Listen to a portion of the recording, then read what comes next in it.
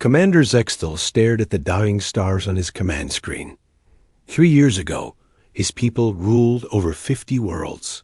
Now only 7 remained, and even those were falling fast. The Vorthic swarm had consumed everything else, turning beautiful planets into empty husks. "Sir, we've lost contact with the Ninth Fleet," reported his aide, Kethvar. The young officer's blue skin had turned pale with fear. "That's our last major defense force." Zextel closed his 4 eyes and tried to think.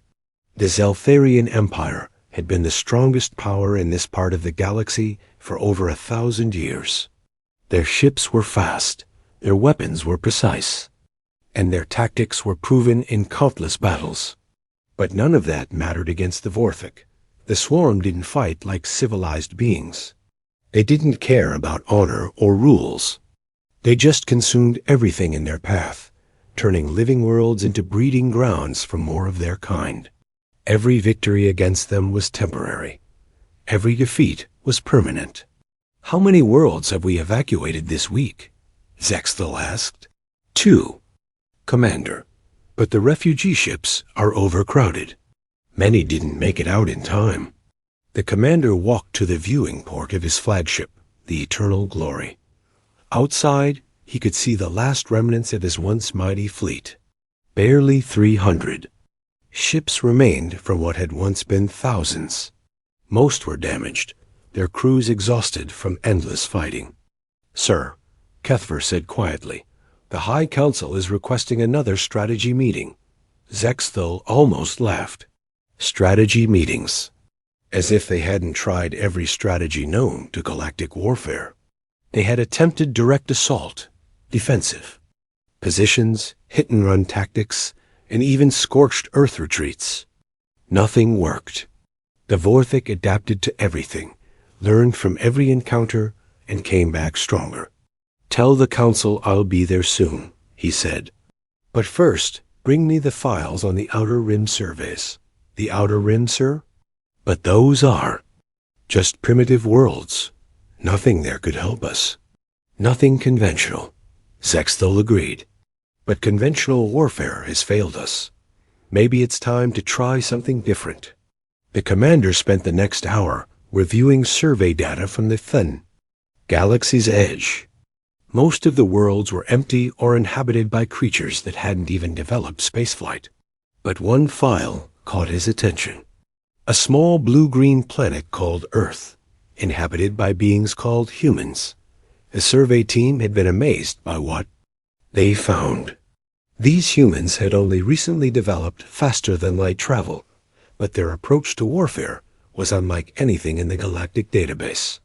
They fought with a creativity and ferocity that seemed almost primitive, using tactics that would horrify most civilized species. "Interesting," Zextel murmured as he read the reports. The humans had spent most of their history fighting each other, developing weapons and strategies that focused on maximum destruction rather than honorable combat. They used deception, sabotage, and psychological warfare as standard practices. Disturbing of all, they seemed to have no concept of surrender. When cornered, they became more dangerous, not less. The survey team had observed historical records of human conflicts where vastly outnumbered forces had achieved impossible victories through sheer determination and brutal tactics. "Kethvar," he called to his aide. "Yes, Commander?" "Prepare a long-range communication array. I want to send a message to this Earth." "Sir, but they're barely more advanced than animals. What could they possibly do against the Vorthic?" Zextel looked at his aide with tired eyes. "Maybe nothing, but we've tried everything else. Sometimes the solution to fighting monsters is to find bigger monsters." The communication took 3 days to reach Earth's solar system. The message was simple. The Zeltharian Empire was dying, and they needed help. In return, they offered knowledge, technology, and alliance with what remained of galactic civilization. Meanwhile, on the edge of Earth's solar system, Admiral Jake Morrison was conducting routine patrol exercises with the human fleet. The U's Defiance, his flagship, was one of only 50 interstellar vessels that humanity possessed. They were crude compared to alien technology, but they were built for one purpose: war.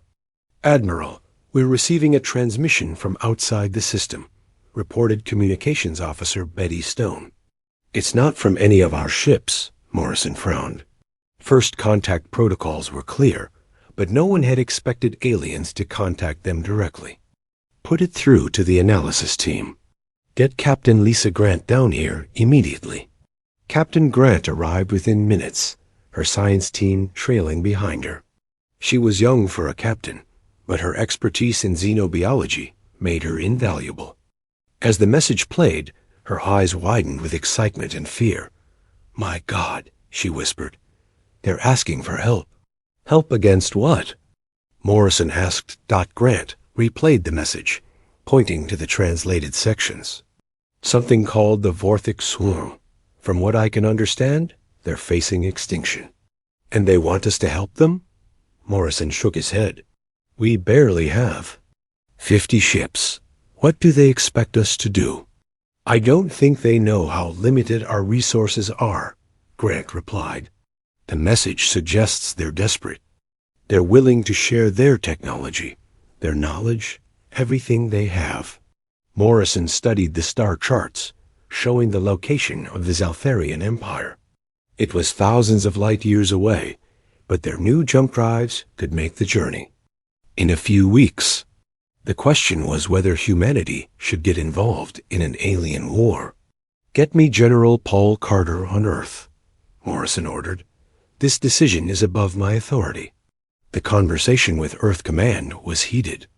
General Carter argued that humanity wasn't ready for galactic warfare, that they should focus on defending their own system. Other voices disagreed, saying this was an opportunity to gain alien allies and technology. "Admiral," Carter said finally, "this is ultimately your call. You're out there, and you understand the situation better than we do. But remember, if you take our fleet to fight this war, you might be leading humanity into a trap." Morrison looked around his bridge at his crew. They were good people, trained for war, but hoping for peace. Now they faced a choice that could determine humanity's future in the galaxy. "Prepare the fleet for long-range jump," he ordered. "We're going to help them." As the human ships prepared for departure, Morrison couldn't shake the feeling that they were about to change everything. The aliens had called for backup, expecting to receive help from a civilized species. Instead, they were about to meet humanity at war.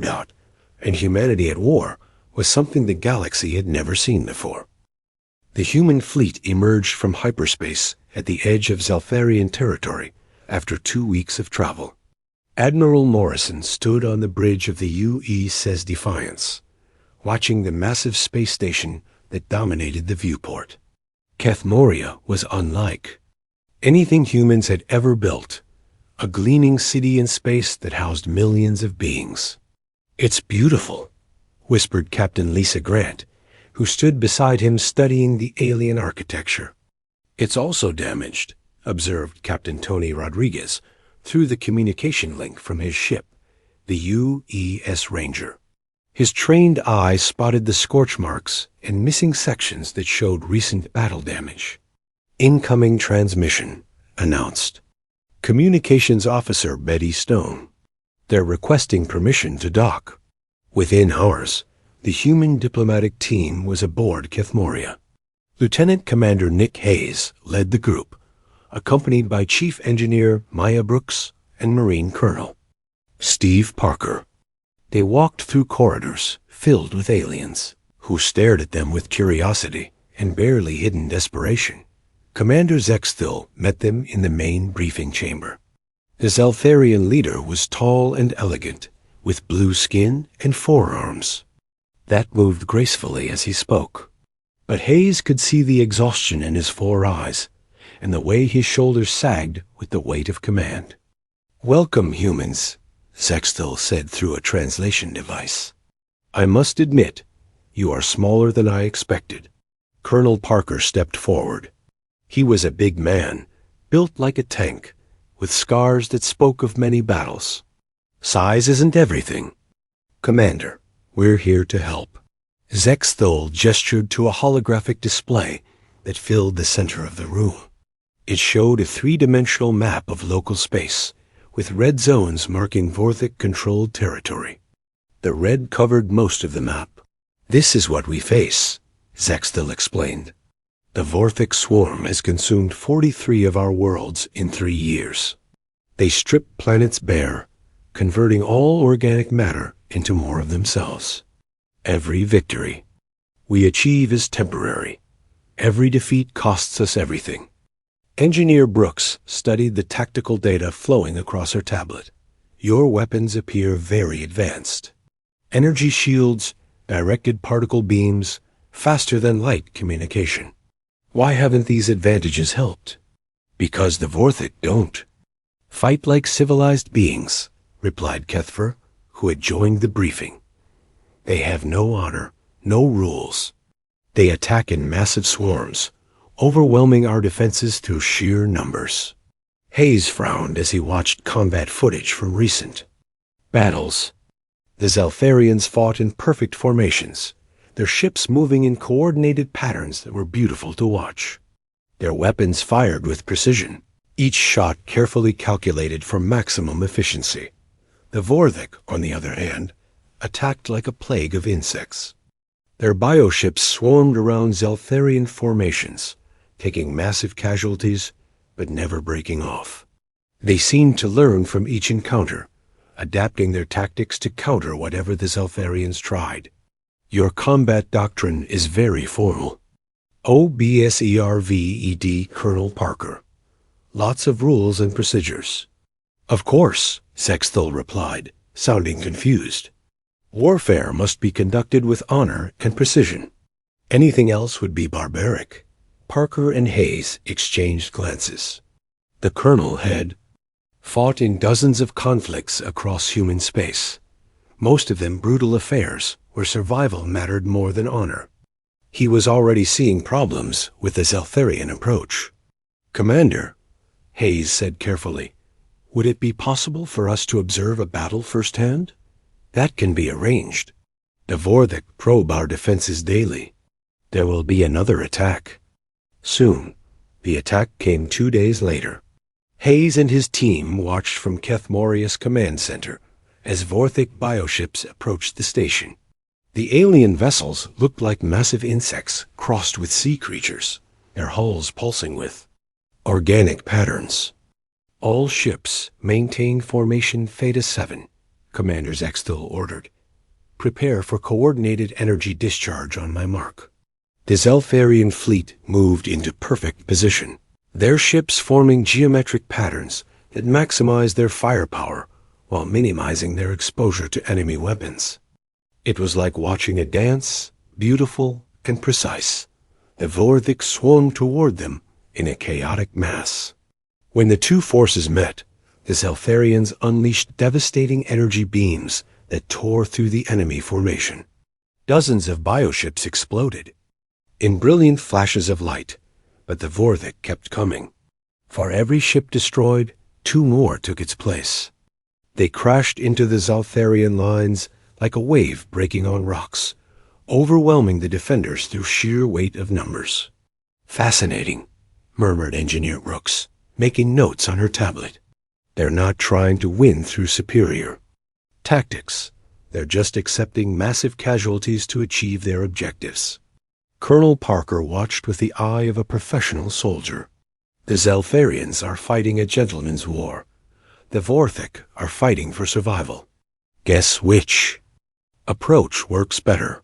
The battle lasted 4 hours. The Zeltharians held their positions and inflicted heavy casualties, but they lost 8 ships, while the Vorthik seemed to have an endless supply of replacements. When the attackers finally withdrew, both sides claimed victory. We destroyed over 300 enemy vessels, Zexthol announced to his commanders. Our formation held perfectly, but they accomplished the real objective, Parker said quietly to Hayes. They tested your defenses, learned your response patterns, and bled your fleet a little more. They can afford to lose 300 ships. Can you afford to lose 8? That evening, the human team met privately in their quarters aboard the station. Hayes pulled up tactical displays while Brooks analyzed the Seltharian technology and Parker studied personnel reports. They're fighting this war all, Parker said bluntly.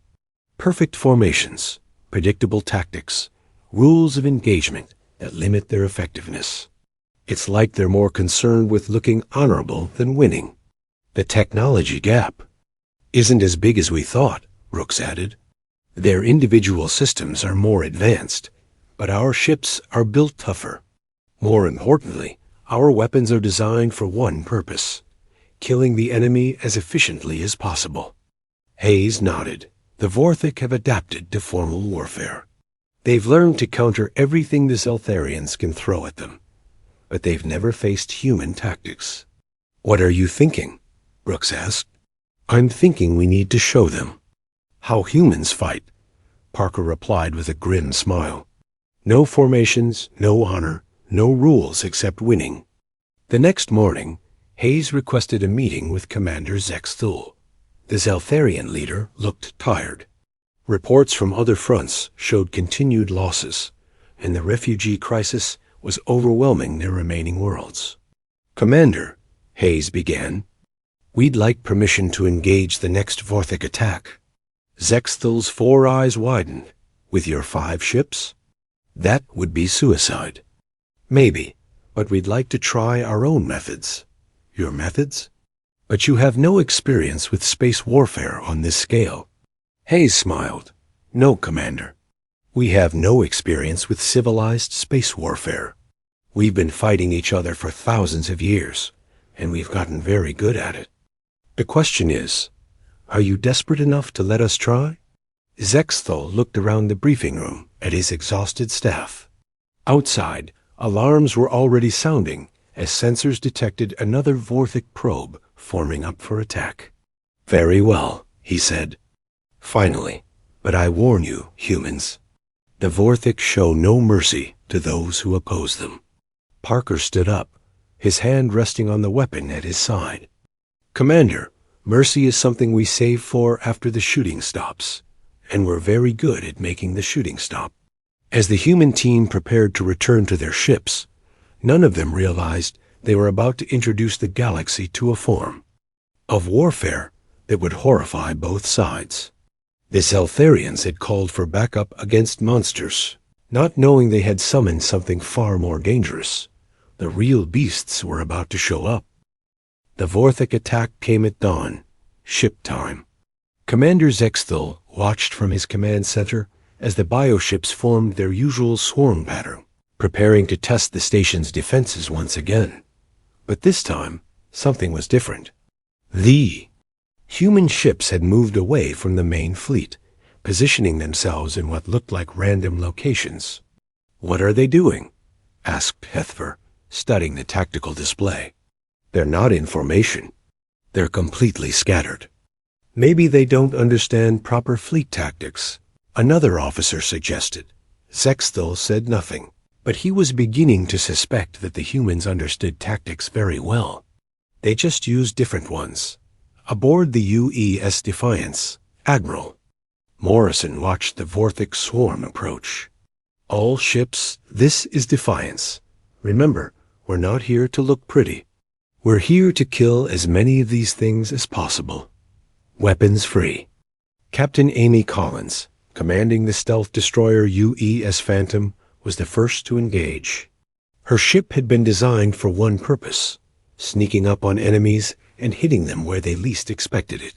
As the Vorthic swarm closed on the main Zeltharian fleet, the Phantom struck from behind. Collins didn't target the big bioships that the Zeltharians always aimed for. Instead, she went after the smaller support vessels that kept the swarm connected. Her weapons tore through ship after ship, disrupting the careful coordination that made the Vorthic so effective. What is she doing? Zexthul demanded. Those smaller ships aren't dangerous. She's cutting the strings, Colonel Parker explained. He had remained on the station to observe. The Vorthic fight as a connected organism. Break the connections, and they become just individual ships. Captain Rodriguez in the UE's Ranger attacked from a completely different angle. Instead of engaging the enemy fleet directly, he launched long-range missiles at the Vorthic staging area behind the main attack. The aliens had never seen weapons that could strike targets they couldn't even see. But it was Engineer Brooks who provided the real shock. Working with a team of human technicians, she had been studying captured Vorthic biomatter for 2 days. Now she activated a device that shouldn't have worked according to every rule of Zelfarian science. The device broadcast a signal that mimicked Vorthok communication patterns, but with one crucial difference. Instead of coordinating the attack, it sent contradictory orders.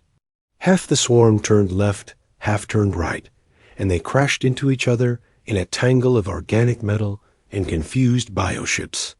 "Impossible," whispered Zexthal. "You can't hack a biological organism. You can if you understand that biology is just another form of technology." Brooks replied through the communication link. "We've been fighting biological weapons for years. This is just a bigger version." The Vorthic tried to adapt, but the humans kept changing tactics. When the aliens compensated for the communication jamming, Captain Collins hit them with a new surprise: mines that looked like destroyed ship debris. When they learned to avoid the fake wreckage, Rodriguez attacked their supply lines with weapons that turned their own bioships into bombs. Most shocking of all was what happened when a group of Vorthic warriors managed to board the UESS. The Zelfarians expected the humans to fall back to defensive positions and try to contain the boarders, as civilized species always did. Instead, they watched in horror as the human crew went on the attack. Marine Sergeant Danny Walsh led the counter-assault through the ship's corridors. He and his team didn't fight like soldiers defending their home. They fought like predators hunting prey. They used the ship's own systems against the boarders, turning life support into a weapon and using the gravity generators to disorient their enemies. When conventional weapons ran out, the humans improvised. They used maintenance tools as clubs, turned food prep areas into weapon factories, and fought with a creativity that stunned the aliens watching through security cameras. "They're not defending," Kethver observed with shock. "They're hunting." Vorthic warriors were tough, bred for combat, and enhanced with bioweapons that could tear through metal. But they had never faced humans in close combat. Within an hour, the boarding party was completely eliminated, and the humans were already stripping their bodies for useful materials. "You study your enemies by dissecting them?" Zexthal asked when he saw the reports. "How else would you learn how they work?" Walsh replied, as if it was the most obvious thing in the world. "These bioweapons they use are pretty interesting. We might be able to turn them against the swarm." The battle that the Zelfarians expected to last 8 hours was over in 3. The Vorthic had lost nearly 2/3 of their attack force, and the survivors retreated in complete disarray. More importantly, they retreated without gathering their usual intelligence about enemy defenses. "How did you do that?" Zexthal asked. During the post-battle briefing, Admiral Morrison looked tired but satisfied. "We fought to win, not to look good doing it. The Vorthic have been studying your tactics for 3 years. They know exactly how you'll respond to any given situation. But they've never seen human tactics before. Your methods are very..." Zexthal searched for a diplomatic word. "Unconventional." "They're effective," Colonel Parker said bluntly. "Look, Commander, we appreciate that you have rules about how warfare should be conducted. Honor, formations, clean kills, all that stuff. But the Vorthic don't follow your rules. They're trying to exterminate your species. Sometimes you have to fight fire with fire." Captain Grant, who had been analyzing the battle data, looked up. "From her reports, the Vorthic communication system is more vulnerable than we thought. If we can capture more of their biotechnology, we might be able to turn their own coordination against them. Turn it against them how? Asked Kethver. By feeding them false information, Engineer Brooks explained. Make them think their own. Ships are enemies. Turn their swarm mentality into chaos. Zexthul was quiet for a long moment. What the humans were suggesting went against everything his people believed about honorable warfare. But his people were dying, and traditional methods had failed. What would you need? He asked finally. Access to your manufacturing facilities. Morrison replied. And permission to modify your weapon systems. Some of the things we want to try will probably violate your safety protocols. Why? Parker smiled grimly. Because safe weapons don't kill enemies efficiently enough. Over thee. Next week, the human engineers worked around the clock to modify Zeltharian technology. They removed safety features, overcharged power systems, and created weapons that could fail catastrophically but delivered devastating damage. When they worked, they also began training Zeltharian crews in human tactics.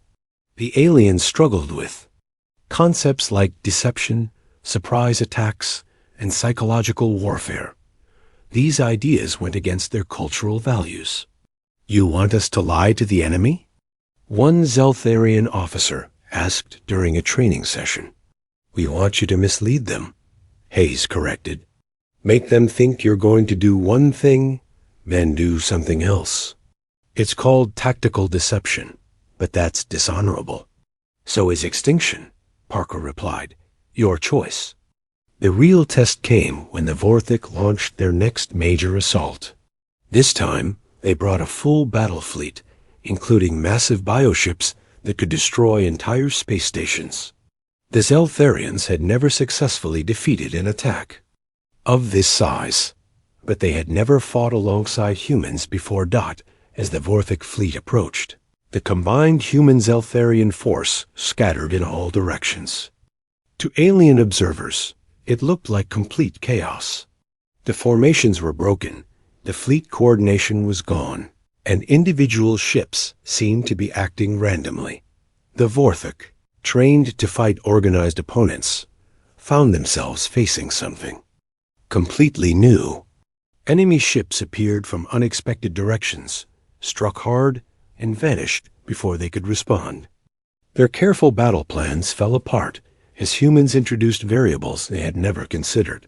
When the dust settled, the Vorthik had lost their entire attack fleet. More importantly, they had learned something that would change the course of the war. The humans didn't fight like any species they had ever encountered in the depths of space. The Vorthik collective consciousness processed this new information. These strange beings from the edge of the galaxy used tactics that no civilized species would consider. They fought without honor, without mercy, and without the predictable patterns that the swarm had learned to exploit. For the first time in their species' history, the Vorthik began to experience something like uncertainty. They had called these humans the small meat, assuming they would be easy prey. They were beginning to realize they had made a serious mistake. News of the human victories spread through both the Zeltharian Empire and the Vorthak collective consciousness. Within days, the swarm's behavior began to change. Their attacks became more frequent, more desperate, and far more brutal than before.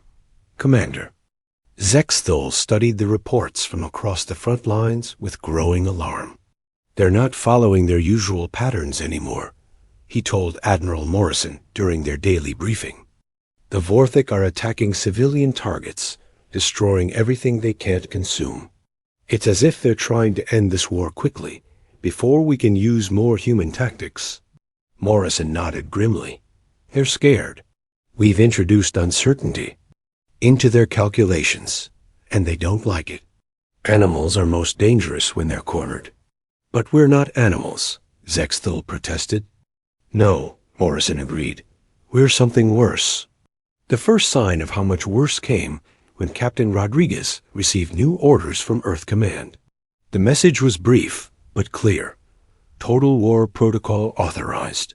Rules of engagement suspended. Win at any cost. Rodriguez gathered his senior staff aboard the UES Ranger to discuss the implications.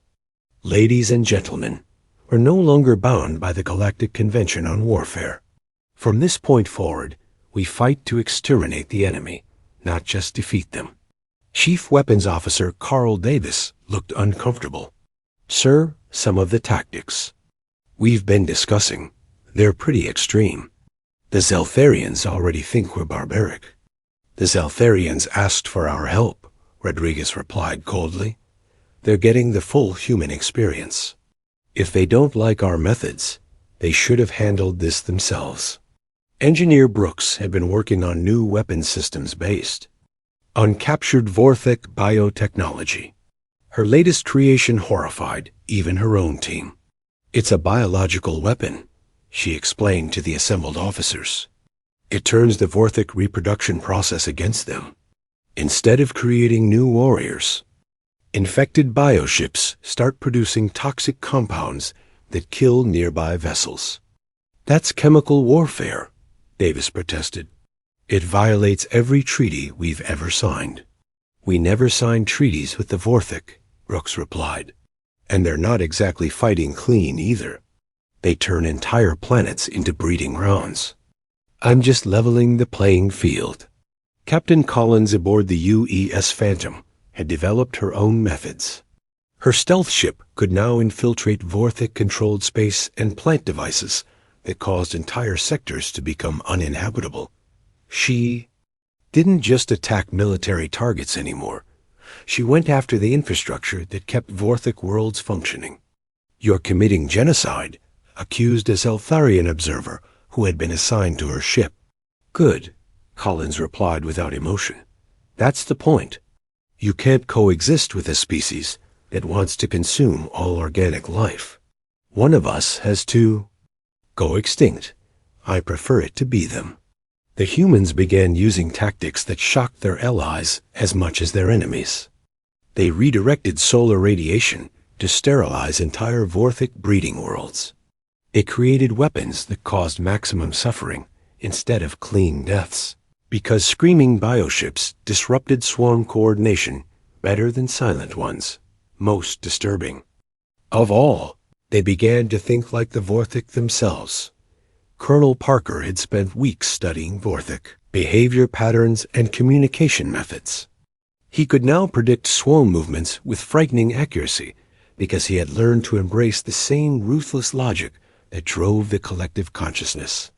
The key is not to fight them, he explained to a mixed group of human and Zeltharian officers. The key is to become them, but better. They think as one mind controlling millions of bodies. We need to think as millions of minds working toward one goal, their complete extinction. The Zeltharians were beginning to realize they had unleashed something they couldn't control. During a recent battle, they watched human Marines board a damaged Vorthek bioship not to capture it, but to study how its occupants died. The humans examined Vorthek corpses with scientific detachment, taking notes on the most effective ways to kill them. They're not soldiers anymore, Kethvar whispered to Commander Zexthul. There's something else. What are they? Zexthul asked.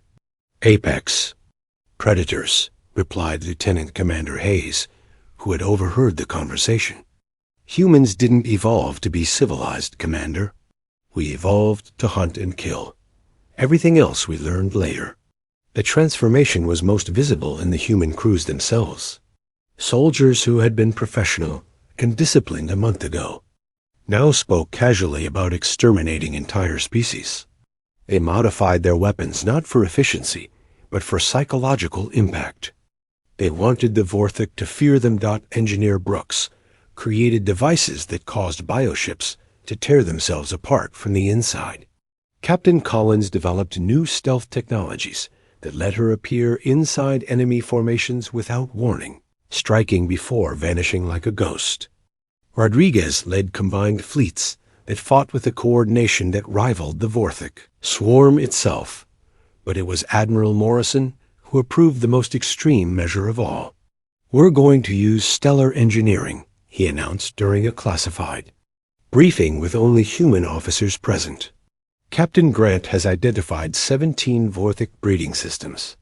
We're going to turn their own stars into weapons." The plan was simple in concept, horrifying in execution. By manipulating stellar magnetic fields, human ships could cause stars to release massive solar flares that would sterilize entire solar systems. Not just the planets, but everything in them. "Sir," Communications Officer Stone said quietly, "that will kill billions of Vorthic civilians." "The Vorthic don't have civilians," Morrison replied. "Every one of them is part of the swarm. Every one of them is our enemy." "What about other species in those systems? There might be primitive life forms, or even civilized races that we don't know about." Morrison was quiet for a long moment. "Acceptable losses," he said finally. "We're fighting for the survival of civilization itself. Sometimes civilization requires us to do uncivilized things." The stellar engineering project began immediately.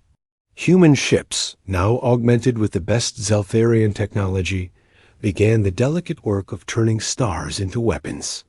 The process took weeks, but the results were spectacular. The first Vorthic breeding system died in a wash of radiation that could be seen from neighboring galaxies. 17 billion bioships and their supporting infrastructure were incinerated in less than an hour. The collective consciousness experienced something it had never felt before: genuine terror. The humans didn't stop with one system. Over the following month, they systematically destroyed every major Vorthic breeding ground they could locate. They turned stellar engineering into an art form, creating different types of stellar events to maximize destruction and fear. The Vorthic began to adapt their tactics again, but now they were fighting defensively. They pulled back from their forward positions, concentrated their forces around their most important worlds, and tried to develop countermeasures for human weapons. It didn't matter. The humans adapted faster. "They're learning our methods, Captain," Rodriguez observed during a strategy meeting. "Some of their recent attacks show human-style tactical thinking." "Good," Morrison replied. "The more like us they become, the easier they are to predict. We've been fighting ourselves for thousands of years. We know how to counter our own tactics." The war had become something none of the participants had expected. The Vorthic, who had spent 3 years terrorizing the galaxy, now found themselves on the defensive against an enemy that seemed to have no limits. The Zeltharians, who had called for help, watched in growing horror as their saviors revealed themselves to be more ruthless than their enemies. And the humans, who had started as reluctant allies, had discovered they were very good at galactic warfare. Too good. In the depths of space, far from any battle, Admiral Morrison stood alone on the observation deck of the U.E.'s Defiance. Behind him, the bridge crew worked efficiently to coordinate attacks across dozens of star systems. They were winning the war, and they all knew it. But Morrison also knew something else. Once the Vorthic were extinct, the galaxy would still contain the most dangerous predators it had ever seen: the humans themselves. And unlike the Vorthic, humans were smart enough to hide their true nature until it was too late for their enemies to stop them. The final assault on the Vorthic home cluster began at dawn, Galactic Standard Time. Admiral Morrison stood on the bridge of the U.E.'s Defiance, watching the massive fleet that had assembled for this last battle. 300 human ships, 500 Zeltharian vessels, and dozens of hybrid craft that represented the fusion of human ingenuity and alien technology. The target was a cluster of 7 star systems that served as the Vorthic's primary breeding ground. Billions of bioships called this region home, along with the core consciousness that controlled the entire swarm. If they could destroy this place, the war would be over. "Final weapons check complete," reported Captain Rodriguez from the UES. "Ranger, all ships report ready for Operation Extinction." Morrison nodded. The name had been chosen deliberately. They weren't just trying to defeat the Vorthik, they were trying to wipe them out completely, ensuring they could never threaten. The galaxy again. All ships, this is Admiral Morrison. Today, we end a war that has lasted 3 years and consumed 43 worlds. The Vorthik have shown no mercy to civilians, no respect for life, and no willingness to coexist. They wanted to consume the galaxy. Instead, they're going to be consumed by it. Commander Zexthil, aboard his flagship, listened to the human admirals. Words with growing unease. Over the past months, he had watched the humans transform from reluctant allies into something that frightened him more than the Vorthik ever had. The assault began with Captain Collins and the UEC Phantom leading a stealth strike into the heart of the cluster. Her ship carried a weapon that Engineer Brooks had spent weeks perfecting, a device that could turn the Vorthik's own collective consciousness against them. Approaching the central nexus, Collins reported as her ship slipped through the massive swarm of bioships defending the cluster. The Phantom's stealth systems had been enhanced with Seltharian technology, making it nearly invisible even to Vorthik biosensors. The Nexus was a massive organic structure that served as the brain of the entire swarm. Destroying it would kill billions of Vorthik instantly, but Brooks had designed something worse. Her weapon wouldn't just destroy the Nexus, it would corrupt it, spreading madness through the collective consciousness like a virus. "Device deployed," Collins announced. "Getting out of here before things get interesting." The effect was immediate and terrifying. As the corrupted signals spread through the Vorthik network, bioships began attacking each other. The carefully coordinated swarm dissolved into chaos as different sections received contradictory orders, false memories, and manufactured fears. Admiral Morrison watched the chaos spread and felt no satisfaction. This wasn't victory, it was extermination. But he had learned something important over the past months. Sometimes extermination was the only solution. "All ships advance," he ordered. "Remember, we're not here to conquer. We're here to cleanse." The combined fleet swept into the cluster. Like a plague, human ships used weapons that caused maximum destruction, turning entire worlds into burning cinders. Seltharian vessels, now equipped with human-designed systems, fought with a brutality that would have shocked their ancestors. Colonel Parker led boarding parties onto Vorthik command ships, not to capture them, but to ensure every organism aboard was dead. His Marines moved through the bioships like a disease, leaving nothing alive in their wake. Organic contamination eliminated on levels 1 through 15, reported Sergeant Walsh, moving to the spawning chambers. The spawning chambers were where new Vorthik warriors were grown. Destroying them would prevent the swarm from replacing its losses. But the humans didn't just destroy them, they contaminated them, ensuring that any surviving genetic material would be useless. Engineer Brooks coordinated the systematic destruction of the Vorthik's biological infrastructure. Her teams planted devices that would continue killing for years after the battle ended, making the cluster uninhabitable for any organic life. Biological warfare on this scale is unprecedented, observed Dr. Kevin Mills, one of the few human scientists who still questioned their methods. "We're not just winning the war, we're making sure the Vorthik can never recover." "Good," Brooks replied without emotion. "Recovery isn't an option for species that threaten the survival of civilization." As the battle raged, Commander Zexthil found himself watching the humans with growing horror. They didn't fight like soldiers defending their homes. They fought like exterminators clearing out pests. Every action was calculated to cause maximum damage and suffering. "They're destroying everything," Keffer whispered, watching human ships systematically burn Vorthik breeding worlds. "Even the planets themselves. They want to make sure nothing can ever live here again," Zexthil replied. "They're not just defeating the Vorthik, they're erasing them from existence." The final phase of the battle took place around the core world where the Vorthic's oldest and most powerful consciousness resided.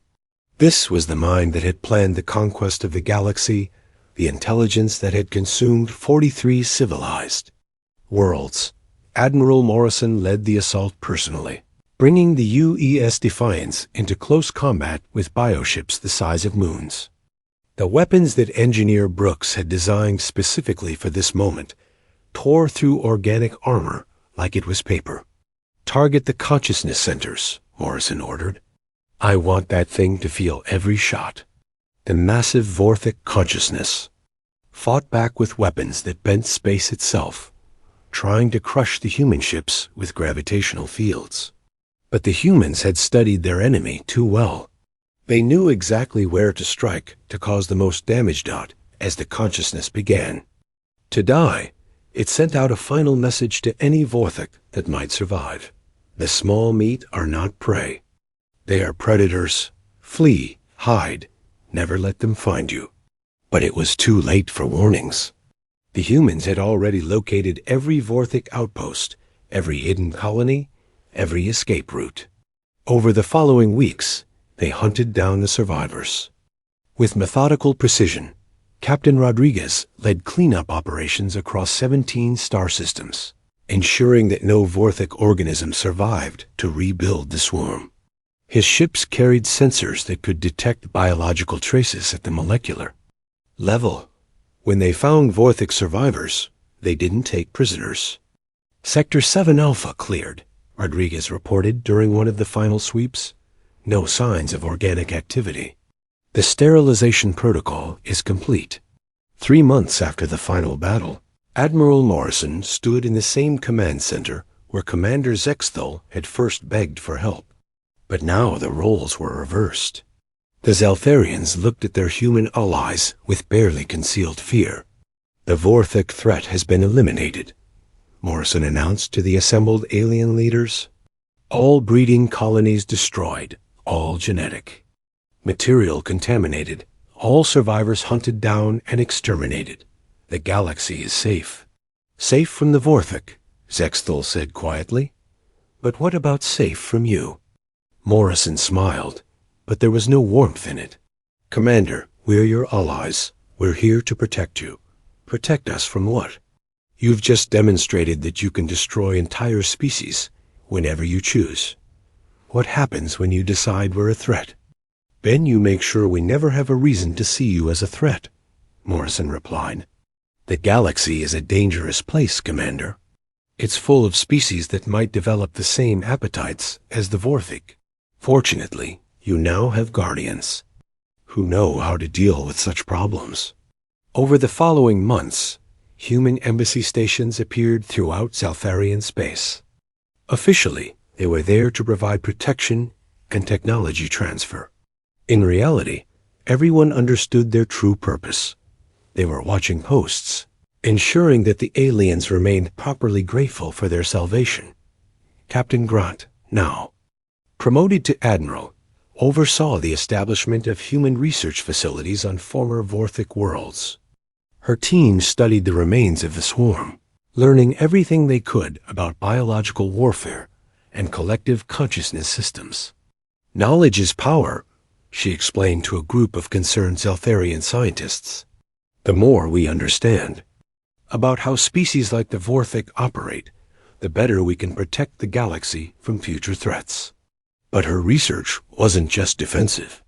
Grant's teams were also developing new weapons, new methods of biological warfare, and new ways to control organic systems.